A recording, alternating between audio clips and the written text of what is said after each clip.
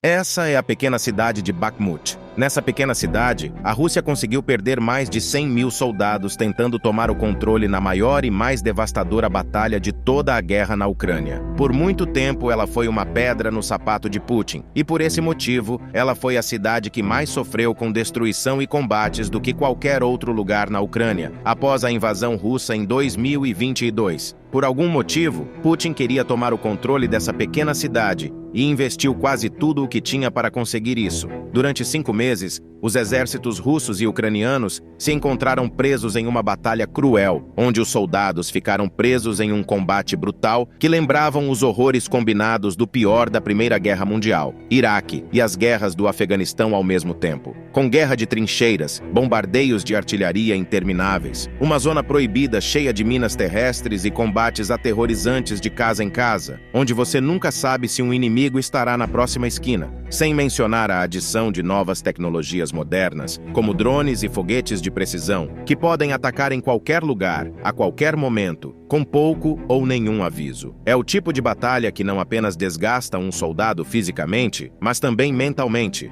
Um inferno psicológico onde até mesmo o soldado mais treinado não quer estar. E os soldados que foram forçados a ir, a maioria não retornou com vida. E mesmo que retornassem vivos, a sua sanidade mental estava totalmente destruída. De acordo com a Casa Branca, os militares russos sofreram nada menos que 100 mil baixas aqui, ao mesmo tempo que suportaram um custo igualmente elevado em termos de recursos financeiros e equipamento militar, tendo a Rússia sacrificado aqui mais soldados do que Bakhmut tinha em população e mais dinheiro do que a economia de Bakhmut alguma vez produziu. Em 4 de junho, Serhiy Sherevati informou que para cada uma baixa ucraniana, havia 7,5 baixas russas em Bakhmut. O grupo Wagner obteve mais de 81 mil baixas. E isso foi confirmado pelo próprio chefe do exército privado russo, Yevgeny Prigozhin. Sem dúvidas, essa foi a batalha mais cara para a Rússia, mas vamos colocar isso em perspectiva para que você tenha uma dimensão melhor dos números, para demonstrar o quão desperdiçada esta batalha realmente foi. A Rússia perdeu mais tropas tentando capturar esta pequena cidade ucraniana do que os Estados Unidos perderam na grande e histórica Batalha das Ardenas,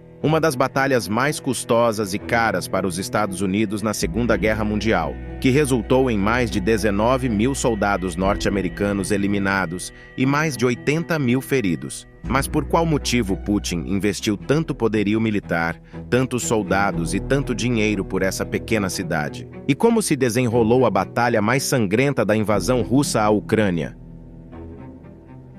Antes de continuarmos, gostaria de fazer um pedido. 88% das pessoas que assistem os nossos vídeos com frequência não são inscritas no canal, dá um trabalho danado produzir e animar os vídeos. E em troca, peço apenas que você clique no botão de curtir e se inscreva no canal para apoiar o nosso trabalho. Bakhmut é uma cidade de cruzamento no leste da região de Donetsk, na Ucrânia, com uma população pré-guerra de 70 mil habitantes, que era conhecida principalmente por seu vinho espumante. Mas ela se tornou o foco da campanha militar da Rússia para tomar a região mais ampla de Donbas, após a captura de Luhansk e Severodonetsk no verão passado. Após uma breve pausa nos combates, as forças russas, lideradas pelos mercenários do grupo Wagner de Yevgeny Prigozhin, marcharam sobre Bakhmut em 1º de agosto de 2022. A cidade em si tem pouco valor, mas é uma pedra fundamental para capturar o restante de Donetsk, que Putin agora afirma ser o objetivo de sua guerra desde o início. As tropas de Wagner obtiveram uma série de avanços iniciais e até meados de agosto haviam penetrado nos arredores leste da cidade. Eles também começaram a avançar em direção a Zaitsev e Ivranhad, ao sul da cidade, e Soledar, ao norte. Em outubro, Zaitsev já estava nas mãos dos russos. Os contra-ataques ucranianos conseguiram afastar algumas forças russas de Soledar, mas os combates estavam apenas começando. No início de novembro, as tropas ucranianas libertaram a cidade de Kherson, a centenas de quilômetros de Bakhmut, ao sul. Kiev esperava cercar e destruir dezenas de milhares de tropas russas lá, mas no final estima-se que cerca de 30 mil conseguiram sair com vida. Eles foram prontamente transferidos para a frente oriental, onde se juntaram a novos recrutas russos e prisioneiros recrutados pelo grupo Wagner. A Ucrânia também realocou homens de Kherson para Donbas, com ambos os lados enviando dezenas de milhares de suas melhores tropas para Bakhmut.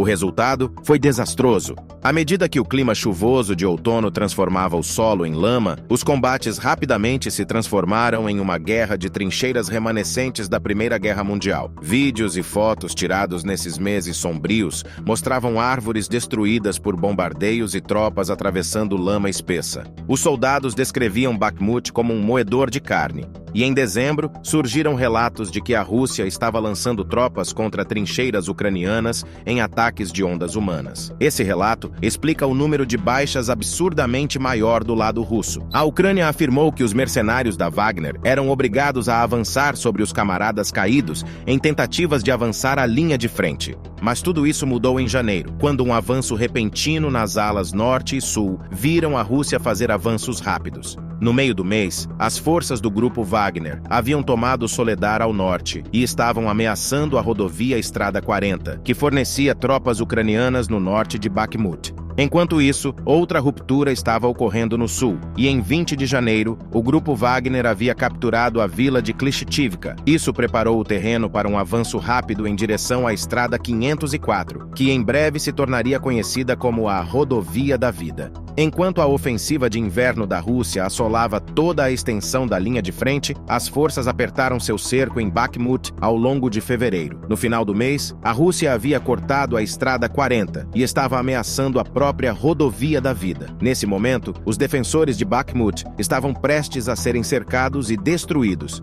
Kirilo Budanov, chefe da inteligência militar ucraniana, estava supostamente tão preocupado que enviou uma unidade das forças especiais conhecida como Kraken para Bakhmut para ajudar a estabilizar a situação. A jogada foi um risco, colocando em perigo a vida de algumas das melhores tropas da Ucrânia para negar a Putin uma vitória propagandística, mas valeu a pena. Embora ainda dentro do alcance da artilharia russa, que poderia eliminar alguns transportes ucranianos, a Rodovia da Vida permaneceu aberta e a defesa de Bakhmut continuou. Com seus avanços ao norte e ao sul de Bakhmut bloqueados, o grupo Wagner voltou sua atenção novamente para a própria cidade. Nos 2 meses seguintes, com combates de rua intensos, soldados ucranianos viram os homens de Prigozhin avançarem constantemente, mas de forma dura. No início de março, as forças ucranianas explodiram 2 pontes no centro da cidade, o que atrasou o avanço e transformou o rio Bakhmutka em uma zona de guerra. Mas as forças do grupo Wagner continuaram avançando, e no início de abril, eles haviam capturado a prefeitura. Prigozhin afirmou que a cidade estava nas mãos russas, mas a Ucrânia zombou de seu anúncio e disse que os combates intensos continuavam. Imagens então revelaram uma grande batalha de trincheiras ocorrendo ao norte da cidade, enquanto as tropas protegiam apenas uma pequena seção de 20 quarteirões, onde a Ucrânia se mantinha desesperadamente. No início de maio, apesar de meses de duros combates, os ucranianos estavam à beira da derrota. Em seguida, no sábado, 21 de maio, Yevgeny Prigozhin fez o anúncio que a Ucrânia temia há muito tempo, mas que devia saber que estava por vir. Bakhmut havia caído.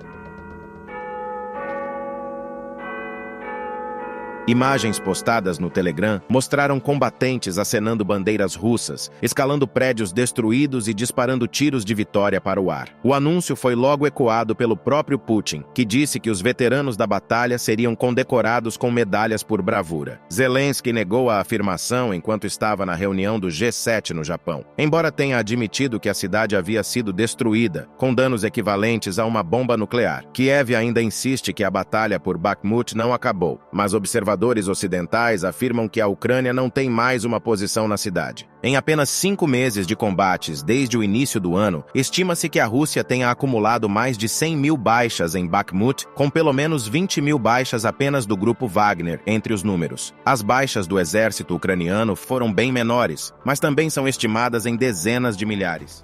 Você deve estar pensando, para a Rússia forçar os seus soldados a fazer este tipo de sacrifício, Bakhmut deve ser um local de importância estratégica crucial para o seu esforço de guerra, não é mesmo? Só faria sentido se fosse esse o motivo. Putin pagou um custo muito alto tentando capturar esta pequena cidade. Deve ter algum motivo especial, especialmente já que a Rússia se preocupa com as suas tropas, tanto quanto Vladimir Putin afirma. Mas a verdade é que provavelmente não é esse o caso. Os ganhos estratégicos estratégicos russos em Bakhmut foram medíocres e, na pior das hipóteses, potencialmente baixos para todos os esforços de guerra russo investidos na captura da cidade. A realidade é que analistas militares especializados, incluindo chefes da OTAN e representantes do Pentágono, minimizaram a importância estratégica de Bakhmut, com muitos especialistas que comentam a situação lutando para compreender por que, do ponto de vista militar, a Rússia decidiu manter a pressão sobre essa cidade. Não quer dizer que Bakhmut não tenha qualquer importância estratégica. Ninguém está dizendo isso. Bakhmut é, ou pelo menos era, um centro regional de transporte e logística que poderia ser usado para ajudar a abastecer as tropas russas ao longo da linha de frente. E mais do que isso, a localização de Bakhmut poderia ajudar a fornecer um importante trampolim para a Rússia, enquanto tentava capturar duas outras cidades na região, Kramatorsk e Sloviansk, que eram uma parte importante dos objetivos originalmente declarados pela Rússia para a invasão. Portanto, esse seria o motivo pelo qual Putin tanto queria tomar o controle dessa cidade. Mas o que é realmente intrigante para os especialistas não é a existência de valor estratégico, mas o custo a que esse valor foi perseguido. Qualquer benefício estratégico que poderia vir da captura de Bakhmut foi largamente descompensado pelo custo exorbitante que a Rússia investiu na tentativa de obtê-lo. Em termos mais simples, as ações da Rússia aqui foram como pagar $1 milhão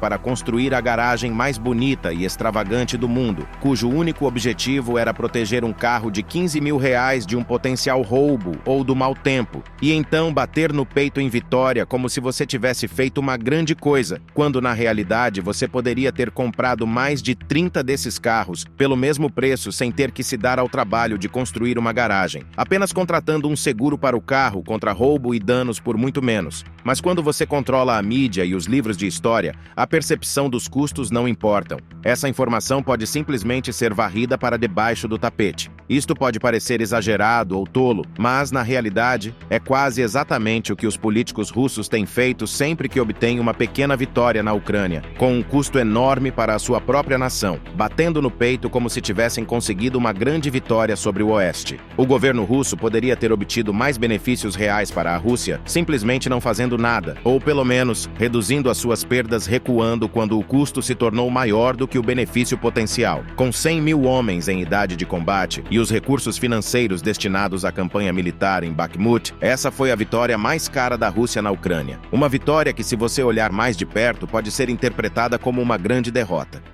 Se você deseja saber a incrível história do soldado russo que sequestrou um helicóptero russo e desertou para a Ucrânia, clique no vídeo que está aparecendo em sua tela.